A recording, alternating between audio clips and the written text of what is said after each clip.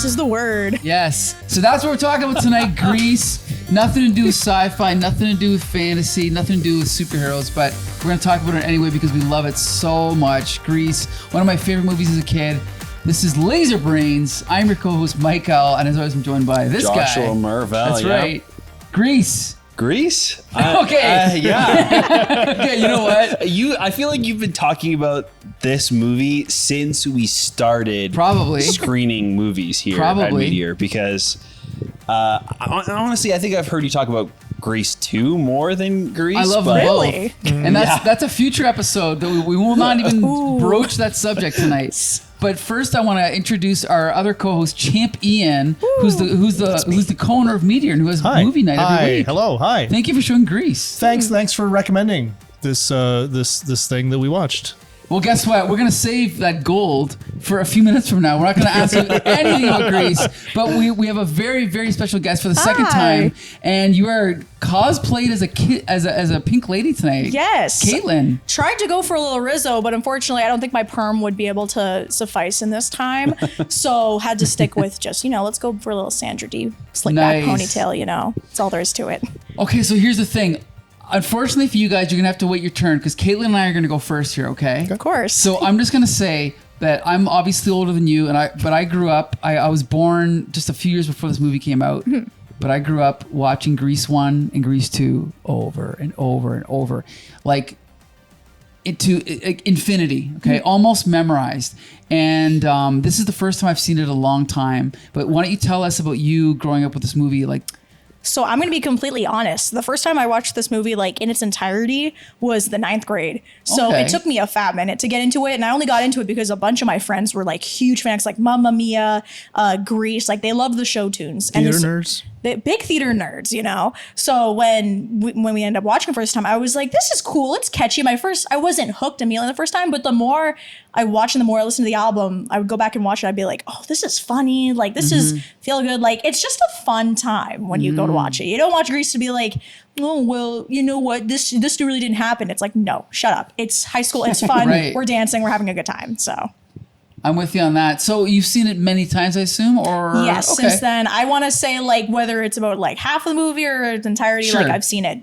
And I noticed that you and your table were kind of singing along, so you know it well enough to sing along. Yes, and thank you for allowing that. No, we appreciate our dulcet tones. Oh, I love that. I love it. I would have joined you, but I'm too ashamed of my singing voice. Got some vocals hidden in there. Okay. Oh, yeah, just a little bit. Okay, so here's the thing. Now we have these two here in the middle. They're not quite as big fans of Grease as we are. Champion. Hi. When was the first time you saw Grease? About 12 minutes ago. Holy moly! Yeah. That is okay. This is like a scientific experiment, Caitlin, because all these movies that we show here, Ian's never seen them. Which is wild, right? Yeah. Stanford prison experiment Yeah, over exactly, here. Exactly. So, Ian, tell us. Okay, should we save? Okay, have you seen this before? Yeah. Okay, how about we leave you for last? Best for last. Okay. All right. Sure. Wait, your turn. I know we built it up, Ian, but now you're gonna have to hold it for just a minute.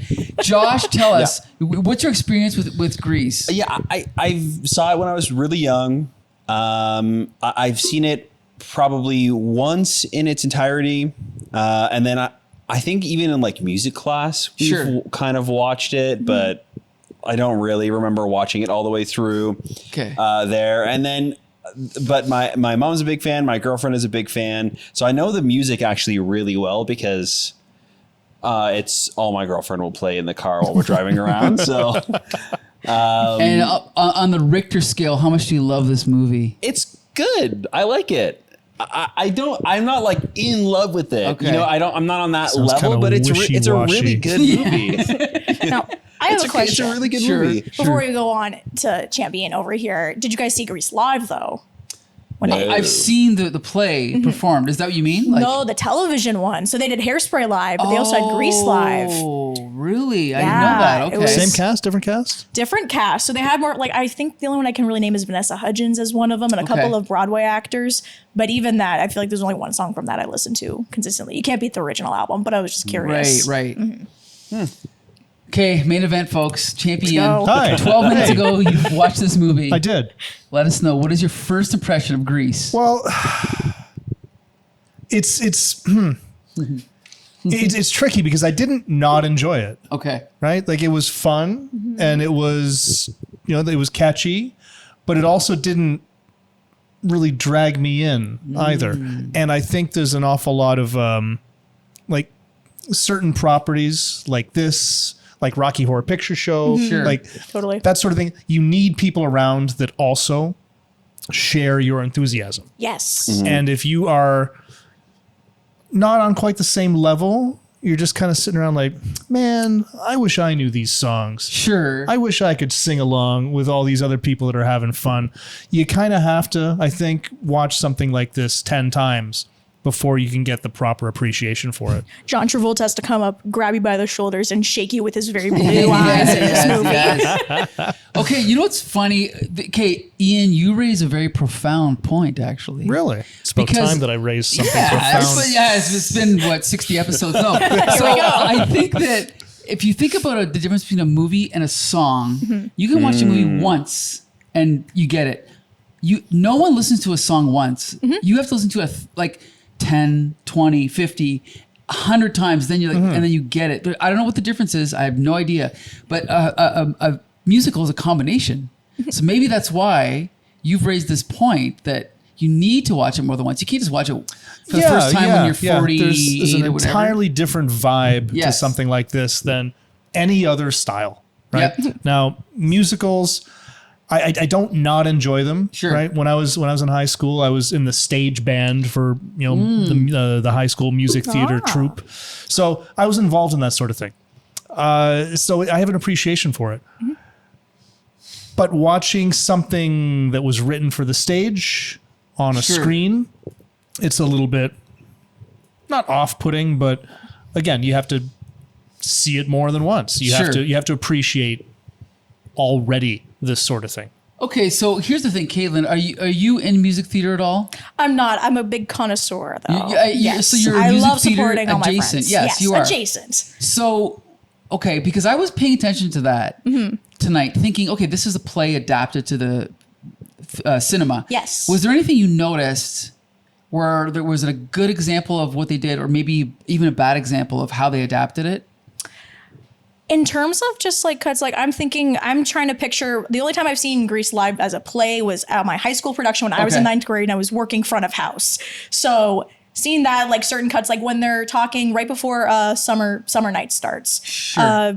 the girls are talking at the lunch table and who is it? Marty. She says like, "Oh, my diamond fell in the macaroni." I remember it being like stage lights down, appear to the boys. Okay. And just the cuts, I feel like that was able to transition perfectly, like with film, because you can just easily cut to, Two a different different scene. locations, Like right. you have the guys over on the bleachers over there, but in reality, when it's the play, it's the other side of the stage. Sure. What didn't, nothing that really comes to mind right now, but also I'm very biased in the sense that I love everything about this. Sure. Most of everything about this. Some jokes didn't age well, but Yeah. there's some as well. But they're always going to have that with these ones. Wait, I think some of the moments that I think translated as like a stage production to Yeah. film were kind of nods to the stage production. Like Okay. in Beauty School Dropout, there's like a spotlight that shows Yes. up. Yes. Like at times it really does feel like they filmed it on a stage. Like it's Like they're so- trying to pay yeah. homage almost. And I think that works in its favor Yes, because me too.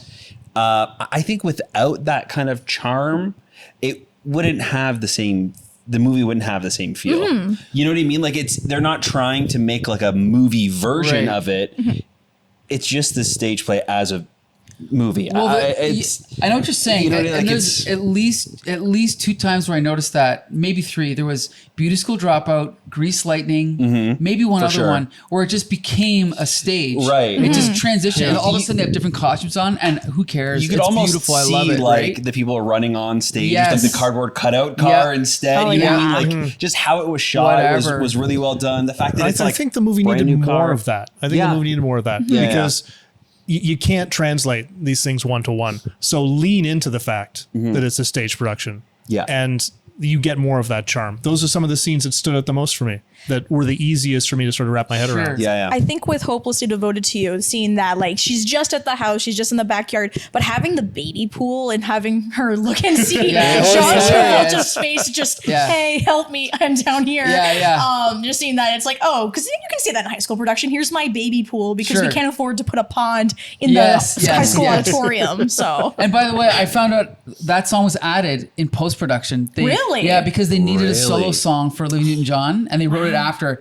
That's one of the best songs on the soundtrack, I That's think. amazing. It's really good, with right? that song specifically, and of course, like You're the One That I Want, I think it's really amazing to see how those songs transcend, like, just not even for fans like of it, because I used to hear those songs on the radio. Sure. Like they would just play on like just some like oldie station or whatever, but you don't really hear show tunes like that on the radio. But Right. because they were big hits at the time too, and they still continue to be big hits. Sure. I think it's like it shows the magnetism of those songs in Yeah, particular. I agree. Well, I mean, even Hopelessly Devoted is like a popular song on TikTok Mm-hmm. right now. I Like didn't it's- know that. Okay. Like it's still relevant today. Right. Not What's you know, TikTok? outside of Yeah.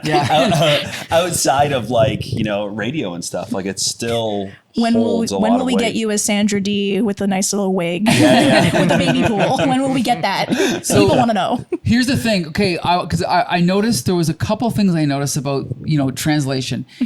And for example, when they're sitting in the diner, remember when John Travolta and Olivia Newton-John, they go on that date, but he's trying to kind of hide, and then they get found out. And then the camera's like right here, and they're sitting like us, and the camera's right here.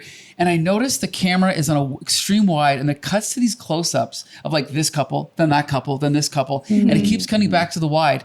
And it's the only time where it felt like this is like a film play where they're just getting these cut-ins. But it Yeah. didn't feel. I'm not saying it's bad or good. I'm just saying it's interesting because they didn't change the layout. Like Travolta was playing to the camera and Olivia Newton-John was Right. playing to the camera, but it was all from one angle. So that was interesting. You could easily just Yeah. have them in a big booth or something, but Right. instead you have them how they would be staged, like with blocking and Yes, everything. Yeah. exactly. They're all just like in this big, almost like a V. Yes. And then the opposite of that, because Ian, you mentioned they should lean more into like the artifice kind of, right? The opposite of that was the car race, which was the one scene where I thought, this doesn't look like magical 1950s. It looks like 1978, like lighting and filming. I don't know. That was the only scene where it stood out to me like, this doesn't look like the period it's supposed to be in. Not that I know what the period looked like in that particular, what's that called? Like that Like a water. little storm The Yeah. Grand Yeah. Maris ditch, Yeah, actually. yeah, exactly. 100%. 100%. I think it's also just not shot well. I think Well- everything else is staged really Right. nicely. That's the one scene where I'm just like, I don't know. Yeah. Like It feels a little awkwardly. Like, yeah. Yeah. Yeah. Okay, there's one other thing I got to mention as far as awkward.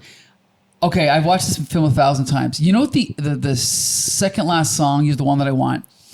When it's so good. But when they go up and they start to climb up onto that weird ride that goes like this. yeah. Have you ever noticed when they cut to the close-ups, the lighting is completely different? Yes. Okay. Yes. So as a kid, I thought that lighting almost looks like it's clearly like they're outside and then clearly they're inside. Well, I always suspected, and I watched it tonight. I swear to God, if you look at the background, the colors are completely different. Yep. So they clearly just recreated the ride in a studio, but they got the blue wrong, they got the yellow wrong, and it's just a lit close up of Right. them like dancing like this, right? So I noticed that, but like this is the first time I noticed that in particular. I was a little too concerned about the guys in the cage, like just watching them Oh, yeah, and yeah, being like like, dancing do, off to the do, side. do, and you just Yeah, see I their know. hand moving through jazz hands. Yeah, But totally. yeah, completely different colors. yeah. I also noticed in that scene, it was also shot a little awkwardly. Like you can feel the guy holding the camera Yeah. when they like walk into the, and then Okay. he kind of just like pans a little bit as she like steps up. Like it needed like a cut or two there. Okay, you know what I mean? okay. Like it was just very like, Sure, you know, sure. yeah. It was okay. So you So you didn't like the movie, Josh? Yeah, I know what Loved you're it. saying. No. It's a Okay. great One movie. single thing ruined it all. So here's the thing. Everyone loves the music. We know that, right? But here's the thing about this movie is like John Travolta was sent from above. He is so good in this movie. And besides the fact that he's a great dancer and a great singer, like he's a great actor, and the way that he plays Danny Zuko, he's so cool, but he's also a little bit goofy and a little bit dopey, but he's so endearing. And every time I watch this movie, it's like I get it. I know exactly why he was the biggest star of that time period. And he's dancing like Elvis, but a little bit more, I don't know. He's like a little bit more, a little bit extra. And he's singing, but he's a little bit extra. When he sings that song, when he's at, stranded at the drive, his voice is incredible. It's insane. Because his range. There's so much character. It's not just how, his range is incredible. And he's John Travolta. No one else could sing it like him. What's that one part where nobody can do it like John Travolta? He's acting and singing in the studio. It's incredible, right? I think of him when at the end of Summer Nights, when him and Sandy are both doing the high note, Right. and he ends it and he just kind of strikes like a little pose like that with some hippo, and I'm like, very Travolta. Like you look at Greasy and you're picturing like, is this Danny gonna be Travolta? Like the other characters, sometimes when you're watching like a live production of it, it's like you think, oh, this person could be like this character, but you think Travolta is Danny at the end of the day. Everyone's trying to go for that Travolta-esque look. And I think it's a testament to him too, because Danny's a terrible character. Oh yeah, like he's a flawed character. He sucks. He's a teenager. Yeah, like he's awful. But because of him, you like the character. Like he's so charismatic in the role. He's so fun. Like even when he's being goofy, like you love it. Like it's redeemable. Yeah. I agree. And okay, I gotta say one thing too. And then I'll let you talk, Ian. There's one. No, he's you haven't said fighting, anything. he's fighting it off. Yeah. No. There's one thing I noticed this time around, and I appreciate it as a kid, but I didn't quite get it.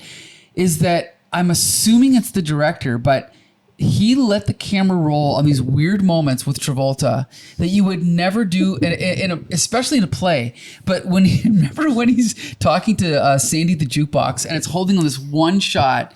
And he's like, "Oh, don't make me laugh."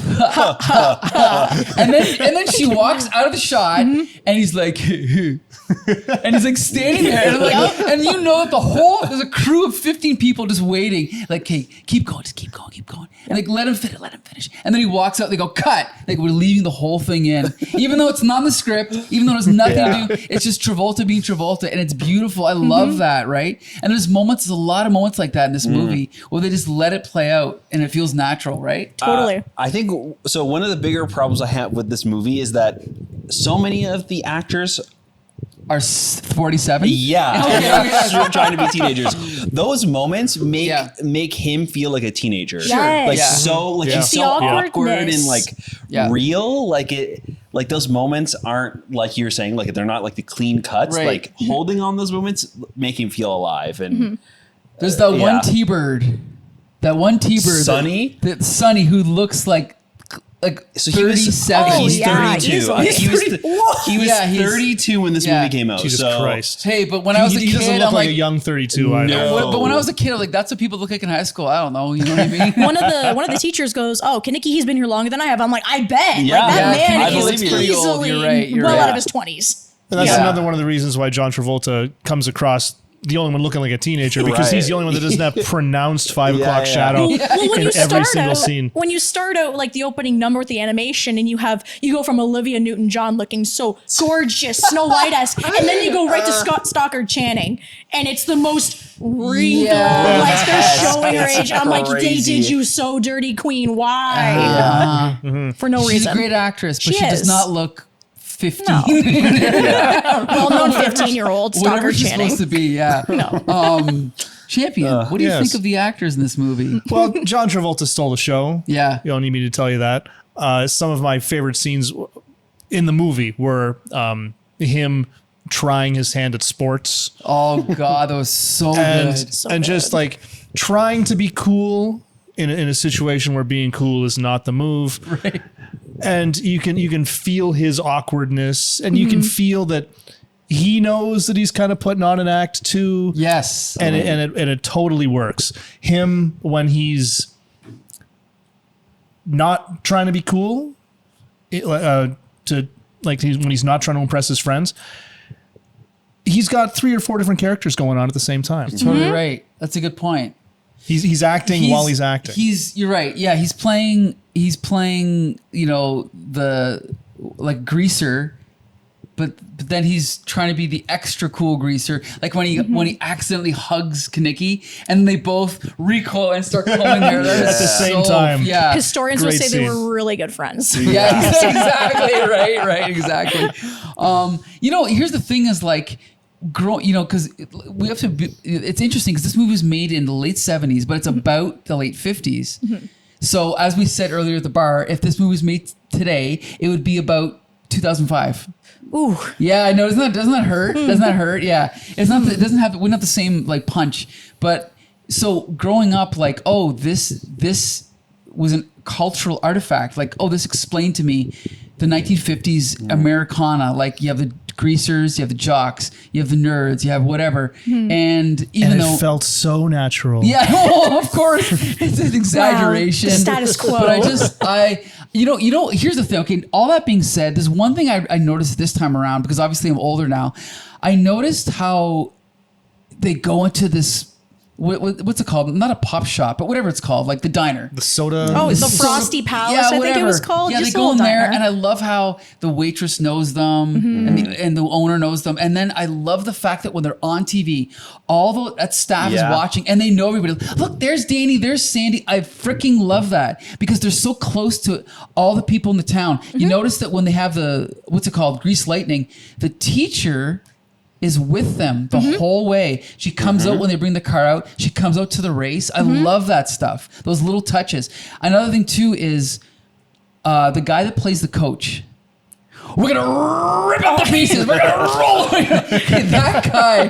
Here's the thing: is he is funny all the way through, but it never seems like he's acting. Remember when he's giving the rules? Oh, yeah. Rule number 1: he's just. Where did they find this guy? Okay, you read these lines. He's perfect. He's a teacher. He's Yeah. not acting. He's Yeah. a teacher, right? When he's explaining to John Travolta like how the sports are working, and when Danny has the bat and he goes for the umpire, smacks him, and then he's Yes. like, "Put the bat down. Put the Put bat the bat down." You're right. You're It's right. so good. Yes. I love saying that. Just it's a vocal tick at this point. Just put the bat down. Yeah, and he's so relieved. He's smiling like, slightly, oh, too. He's yeah, like, "Thank you're goodness." totally right. That's a great point. I love yeah. that, and I love like the little touches when he's like, "Okay, first thing, you got to cut it down to 2 packs a Yes. day." Little things like that. He's one of the funniest characters. I totally agree. He is. And then now that we're talking about the teachers, the principal's funny. Yeah. The vice principal is hilarious. Blanche. Right? With With the Blanche. mallet on the God, I love her. xylophone. And then even the little touch after they make the announcement when they're both crying at the end of the year. Oh, I love that stuff. I love her when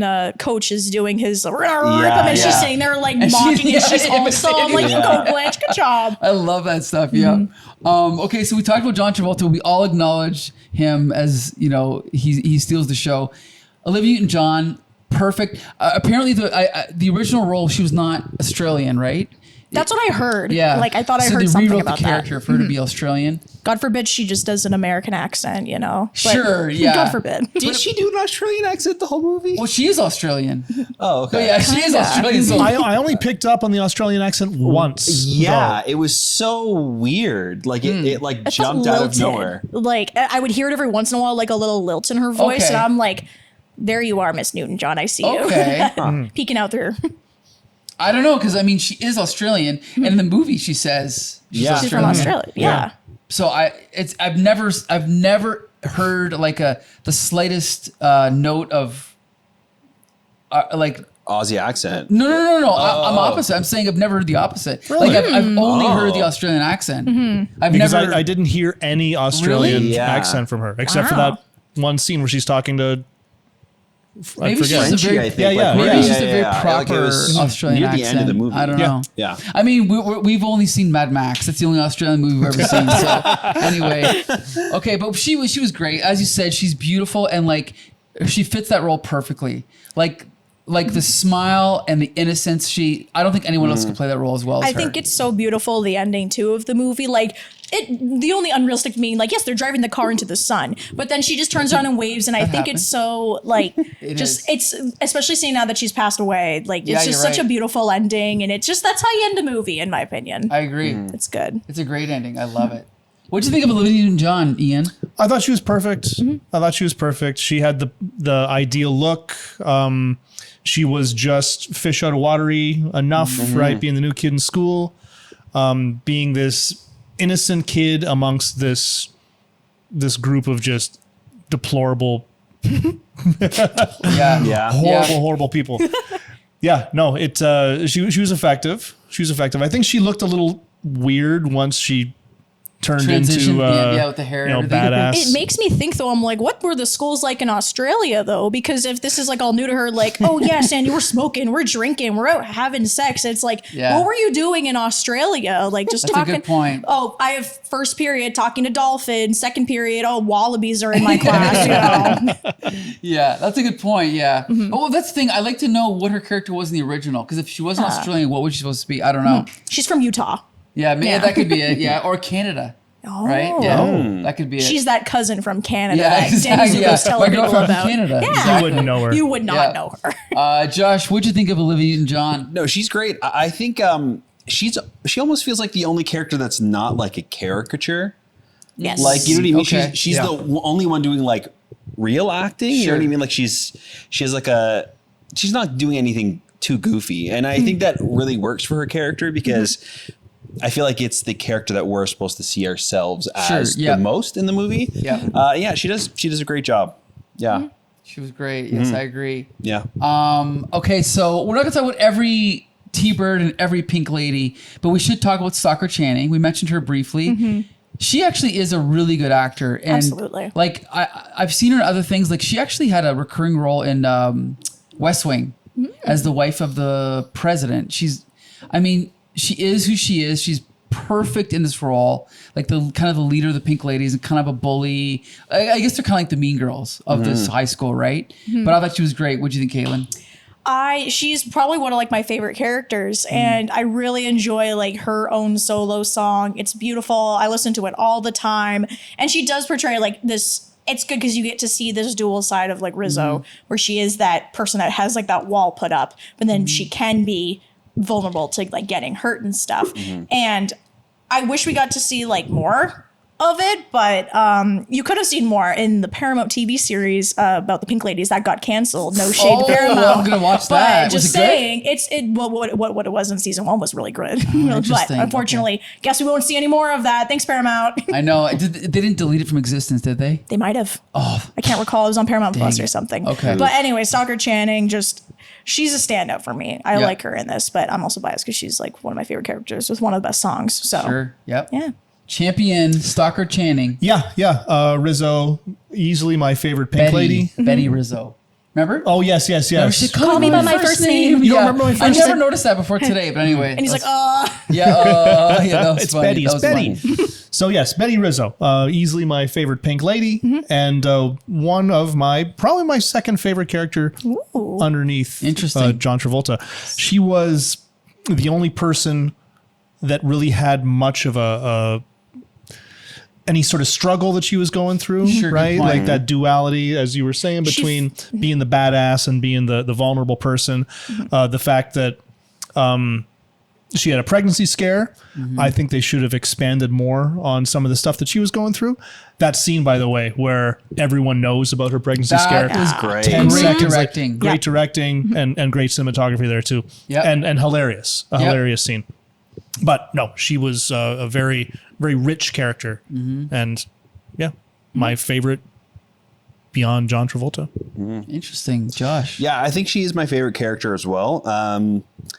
I think John Travolta is fun, but like there's no depth to like his story or his character. Like I love watching him while he's on screen, but there's like I think she just has so much depth She's the deepest and so character, like yeah. interesting. she's dynamic. Yeah, the fact that she is kind of a bully, but is the leader of this group, and she still loves them, even like being kind of mean to Sandy, but then eventually like bringing her into the group. Yep.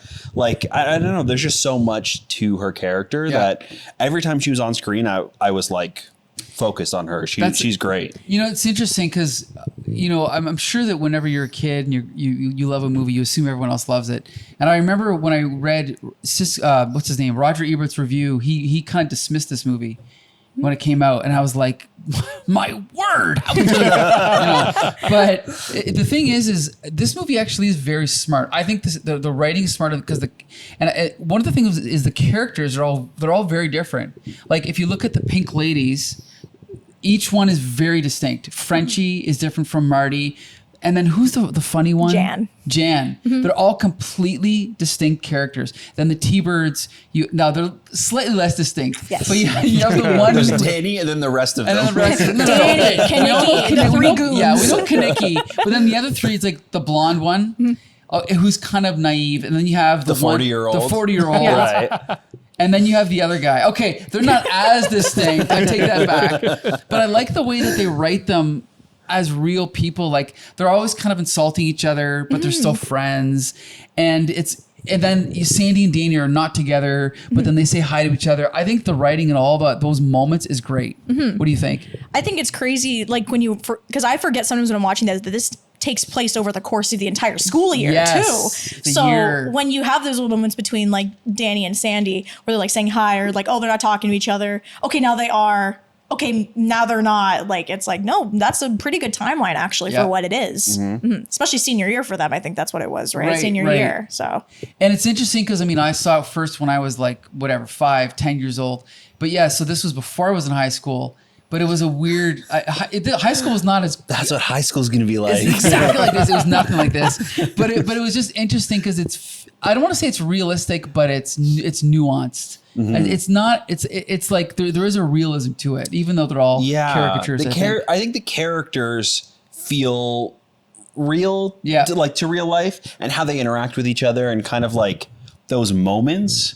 Almost like how you remember high school. That's a good point. Is what this movie is. That's a good point, right? With like nostalgia goggles on. Yeah, there's tons of moments in this movie. I'm like, I kind of remember these like small bits. Yeah. Yeah, and getting into a fight with a fellow gang member. Yeah, of course. Right? Yeah. Okay, I remember that. Anyway, so here's the thing. Okay, we've already done the last call, and I don't remember if I said it in this episode yet, but have we talked about our favorite song yet? No, we haven't. We haven't. I said I would think about it. Okay, so do you want to go last then? I'll go last. Okay, then. Yeah. So I said this earlier, but I'm going to say it again. It wasn't until tonight that I realized one of my favorite songs in the movie. I don't think it's part of the soundtrack, but it's Hand Jive. That song is so good. And one of the reasons I like it is because everyone in the movie is dancing. And also because the song is so freaking good. Like the chorus, when it hits the chorus, is, I don't know what it is about it, but because I think it's also because all the other songs are played. Like Summer Loving, you hear at every wedding, every bar, and whatever the other ones are. But Hand Jive, you don't hear. And what are some like the more obscure ones? I think I enjoyed more tonight. Yeah. Like Hopelessly Devoted to You, I haven't heard in a long time, so I really enjoyed it tonight. But I think those two are the ones for me. Josh, what do you think? Yeah, I think Hopelessly Devoted. I feel like it's maybe the best like love ballad song out there. Like it's so it good. Is. I agree. Ever. And like how many of them can you like sing like that? Like you know what I mean? Like it's fantastic. And then Grease Lightning as well. I think more for like the scene as a whole. Sure. It's just so fun. Yeah. Champ Ian. Well, all right. I'm going to say that Hopelessly Devoted is the song that stuck out as being not a big number. Sure. Right? Like it was sort of the most natural. It didn't just yank you out of the movie and it's like, now we're doing a number. Sure. And I appreciated it on that level. The songs themselves, I'm not going to have like a favorite. I'm not going to have a favorite, I don't think.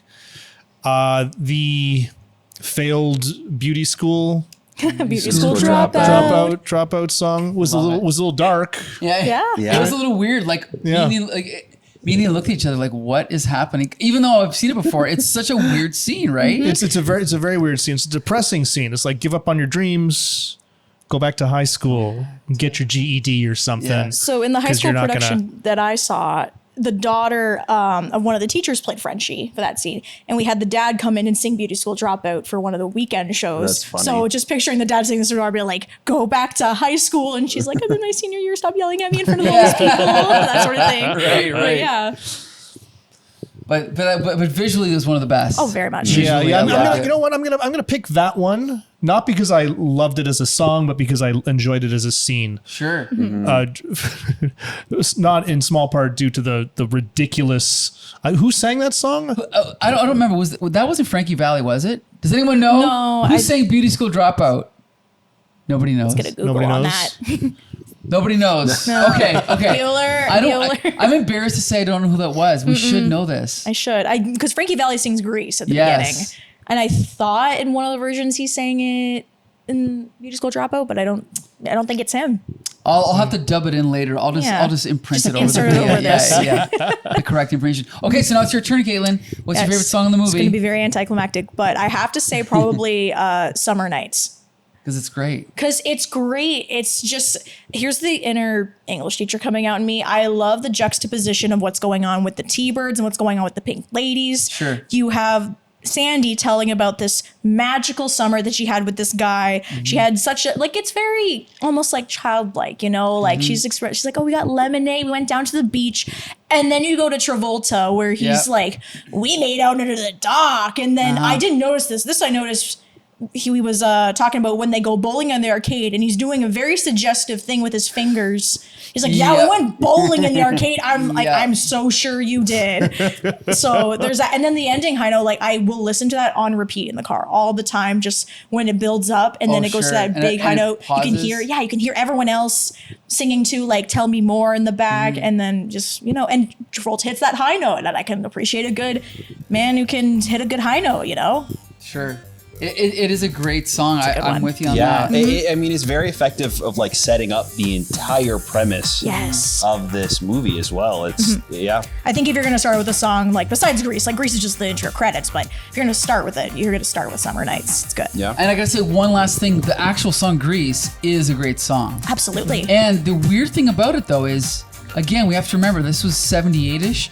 So we have a disco song opening up a movie about the 50s. So it doesn't actually fit. But it's Plot hole. awesome. And here's the thing, plot hole. But here's the thing is, the final part of the song, like right at the very ending, when it hits that, like, Yes. bam, Yep. that's a great moment. Like lands. the Bee Gees, but you got to give credit to the Bee Gees. Absolutely. So anyway, that's our review of Grease. Is there anything else we'd like to say, or we want to thank Caitlin for dressing up as a pink lady? Thank you so much for having me for one of my favorite comfort movies. We love Yes. Grease out here. So. And you said you've never seen Grease 2. I have. Oh, yeah. But I have thoughts. I think I need a rewatch to have contain those thoughts into a very Yeah. concise, review. But we'll get there. Needs a watch. I'm not going to say it's a good movie, but it deserves a watch. It deserves That's a well watch. said. Yes. Okay, I want to thank Champion for hosting movie night Anytime. every Wednesday, Thank sometimes you. Tuesday. Thank you. Yeah. Thank you. Yep. Thank you for suggesting this over and over and over again. For 2 years. And don't forget to join us every Wednesday and sometimes Tuesday. And especially coming up soon, we have Shocktober. Yeah, it's 4 or very 5 exciting. Halloween movies in a row. It's electrifying. Yeah. Yes. It's going to be a lot of fun. So yeah, be sure to join us for that. And Josh, tell everyone where you can see our episodes. You can find all of our stuff over on our website at comicbooksyndicate.com. You can also find the video format versions on our YouTube channel, so check us out there and let us know what you guys think about Grease. Okay, until the next time.